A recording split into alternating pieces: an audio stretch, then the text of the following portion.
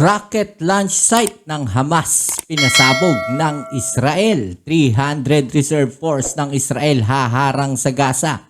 Yan ang ating alamin at pag-uusapan ang balitang galing sa channel ni John Reps.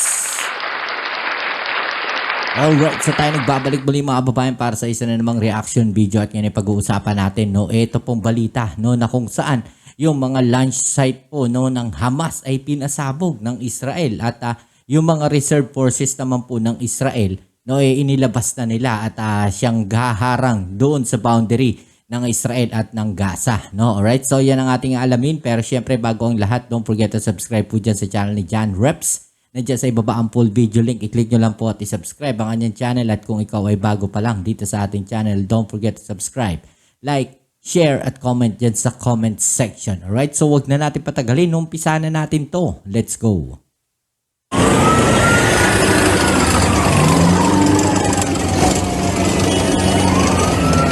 Nakisali sa giyera ng Israel at Palestine ang Hezbollah ng Lebanon, kaya naman ang Israel ay binagsakan ng mga ito ng pampasabog. Alamin ang buong detalye mamaya. At muling nagpakawala ng rocket ang Hamas sa Gaza, kaya naman ang rocket launch site ng Hamas ay natunto ng F-16 at pinasabog. At matapos dumating ng US Naval Strike Group sa Israel ay sunod namang dumating ang isang Stratofortress B-52 bomber nito. Kaya't para malaman ang buong detalye sa balitang ito ay tumutok at makinig na mabuti. Simulan na natin.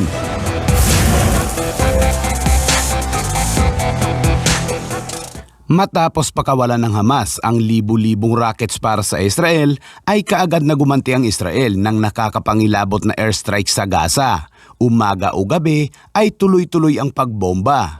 Ilang araw ang nakalipas ay nagmistulang ghost town ang Gaza dahil sa airstrike ng Israel. Kaya naman ang kilusang Hamas ay nagbanta na papatay sila ng Israeling hostage tuwing bobomba ang Israel sa mga tahanan ng Palestinian. So ito naman ang babala naman ng Israel no, dito sa grupong Hamas na kung saan hindi po sila titigil na bombahin po no, yung Gaza hanggat hindi nila inire-release yung mahigit 100 no, na hostage naman ng Hamas. So ito, kabilaan to na pagbabanta mga kababayan. No? Sino ang mananaig sa palagay ninyo? I-comment down ninyo dyan sa ibaba. Okay, so tuloy natin to.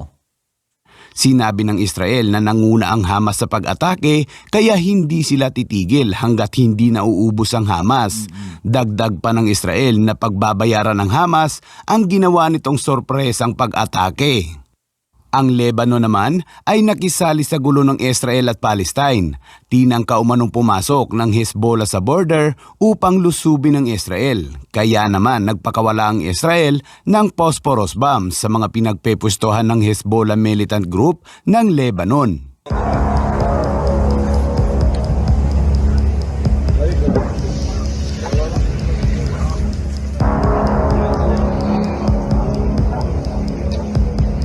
Ang lawak ng sakop ng bomba na to mga babae.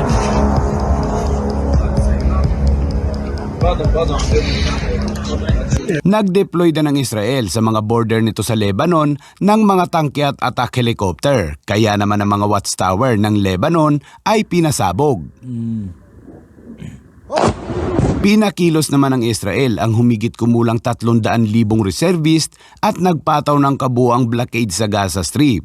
Isang pagpapahirap ang gagawin ng Israel sa mga Hamas tulad ng pagharang ng mga supply ng pagkain, gas at tubig na papasok sa Gaza. Kaya naman pati si Tatay Ezra na isang reservist ng Israel ay handang makipagsagupa sa Hamas kahit na 95 years old na. At sa Gaza pa rin, kahapon ay muli na namang nagpakawala ng rockets ang Hamas. Nagkataon naman na ang F-16 fighter jets ng Israel ay nag-iikot sa lugar. Kaya naman nakita ng piloto ang site kung saan nagmumula ang mga rockets ng Hamas. Kaya tinarget ito ng F-16 at pinasabog.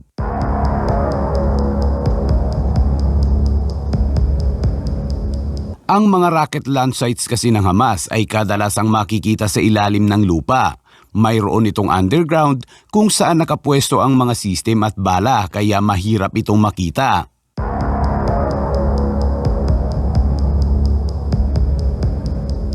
Mayroon din namang air defense system ang Hamas. Yun nga lang ay parang waipik ito.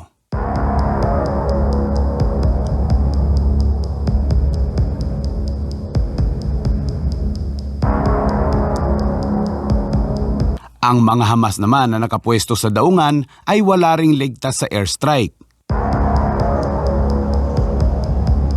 Yung mga barkong pangisda, no? Samantala, matapos dumating ng US Naval Strike Group sa Israel, abay lumapag naman kahapon ang isang US B-52 bomber. Ang B-52 bomber Stratofortress ay isang long-range, heavy bomber na kayang magsagawa ng iba't ibang mga misyon tulad ng strategic attack, close air support, air interdiction, offensive counter-air at maritime operation. Sa armaments naman ay may karga itong humigit kumulang 70,000 pounds na mga pampasabog, pinaghalong mga bomba, nuclear, mines at cruise missiles. Bukod dito ay sunod namang dumating ang isa pang C-17 Globemaster III. Ayon sa report ay may dala umano itong mga armas at mga military equipment. At idagdag naman natin sa balita mga kabayan itong ginawang free-fall jump exercise ng Mexican Air Force kung saan sumabit ang isang kasamahan nito at nagpaikot-ikot.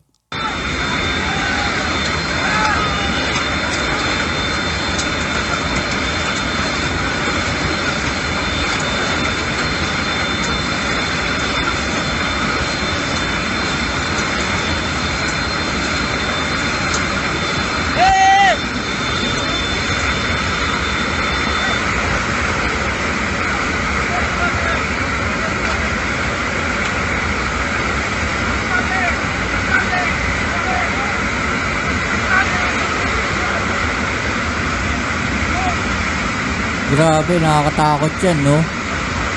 Sumabit ka ng ganyan sa free fall. Nakakatakot.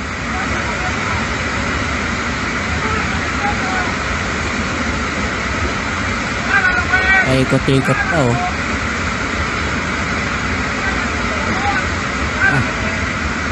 Nakakahilo yan.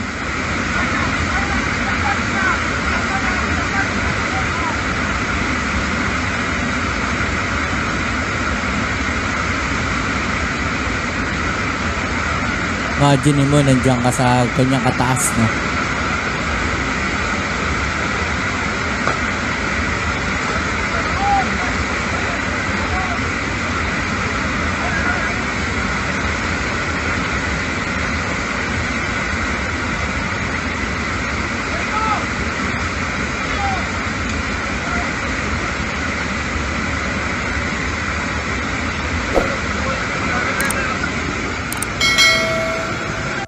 Alright, saya muli mga babayan, no? At kayo, ano sa palagay ninyo, no? Sino ang mananaig dun sa dalawang bansa na kung saan, no? Mga kababayan, tila both side, no? Nagbabanta, di ba? Na yung isa, nagbabanta sila na hindi sila titigil, no? Hanggat nang bobomba yung Israel. At yung Israel naman, no, hindi rin titigil hanggat hindi nila no, nire-release no, yung mga hostages naman ng Hamas. Diba? So imagine ninyo, nasa 100. No? As of now, nasa 340,000 na po yun na displaced. No? Nawala ng tirahan dyan po sa Gaza. Okay? So marami po dyan mga kabataan. No? At kalahati po ng kanilang populasyon mga bata nga daw po. No? At marami po, no? Marami ang namatay, nasa 100,000 mahigit na po. No, yung hospital po nila hindi na kaya, no? Na baga hindi na nila kayang hawakan yung mga namatay na yun. At problema nila ngayon, no, diyan po sa Gaza is kung saan ililibing, no, yung mga namatay po na yun. At alam naman natin na tila naging battleground na talaga yung Gaza. Okay, so yan. Kayo, anong opinion ninyo? I-comment down ninyo dyan sa ibaba at atin yung pag-usapan. Alright? So yan, muli maraming salamat sa lahat ng mga patuloy na nakasuporta dito sa ating channel. At kung bago ka pa lang, please don't forget to subscribe, like, share, at comment dyan sa comment section. Kita-its tayo sa ating next video upload. At syempre, no, muli iniimbitahan ko po kayo i-subscribe ang channel ni John Reps. Nandiyan po sa ibaba ang link. No? Wag na wag po ninyong kakalimutan i-click yung link na yan at i-subscribe at supportahan po natin ang kanyang mga video uploads. Kita-its tayo sa ating next video. Ito muli ang inyong Kuya Mops dito sa Mops TV. Peace. I'm out.